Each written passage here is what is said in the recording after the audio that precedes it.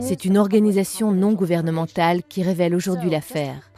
Julian Assange, fondateur du célèbre site lanceur d'alerte Wikileaks, a eu accès à des documents confidentiels classés secret défense par l'État français, actionnaire majoritaire de l'électricien EDF.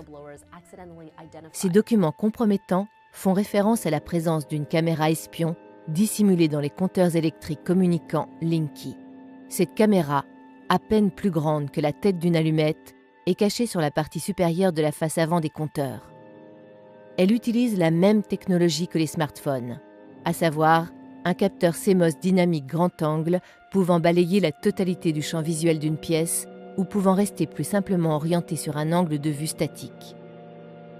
De plus, cette caméra est sensible aux infrarouges et peut détecter une présence humaine même à travers les murs du logement dans lequel le compteur espion est installé.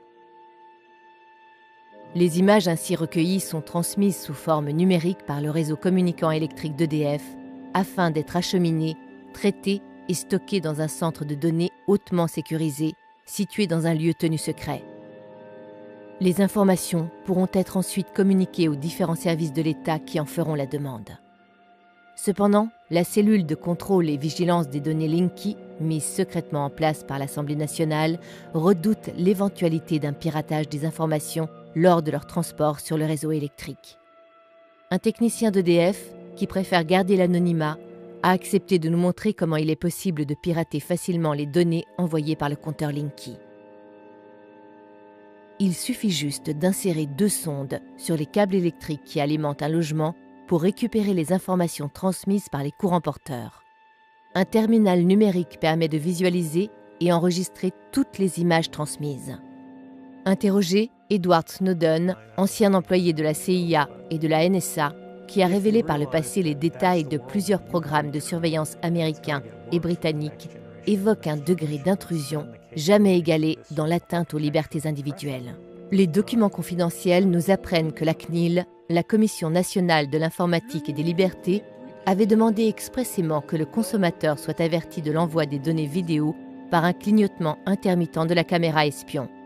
Vous l'aurez compris, si votre compteur clignote, c'est que vous êtes filmé. Face à ces révélations scandaleuses, bafouant les principes élémentaires d'un état de droit, le gouvernement et l'électricien EDF ont semblé bien embarrassés pour justifier cet espionnage massif des foyers français. Je déplore profondément cette attitude. Nous présentons nos excuses aux Français. Les mots d'excuse ne suffiront sans doute pas. Nous sommes au cœur du système de M. Hollande. Nicolas Sarkozy, président du parti d'opposition Les Républicains, n'a pas manqué de s'emparer du dossier.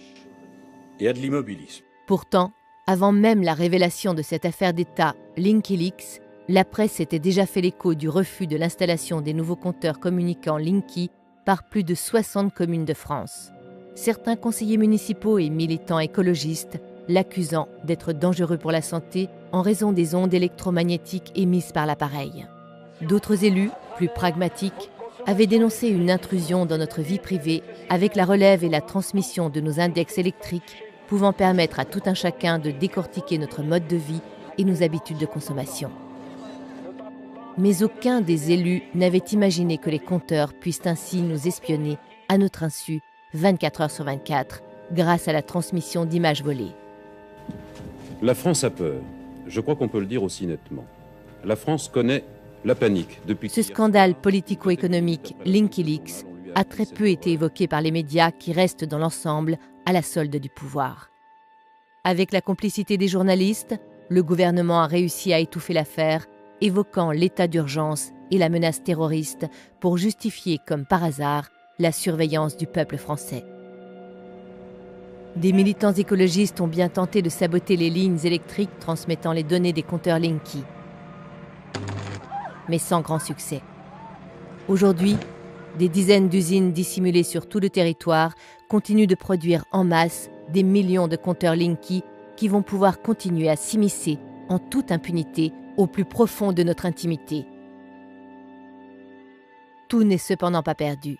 Une association de consommateurs a immédiatement réagi et propose un scotch composé d'un polymère à base de plomb à apposer sur le capteur caméra espion. Cette étiquette, agit comme un bouclier empêchant la capture d'images vidéo. Le slogan imprimé sur l'étiquette est destiné aux fournisseurs d'énergie et sans équivoque.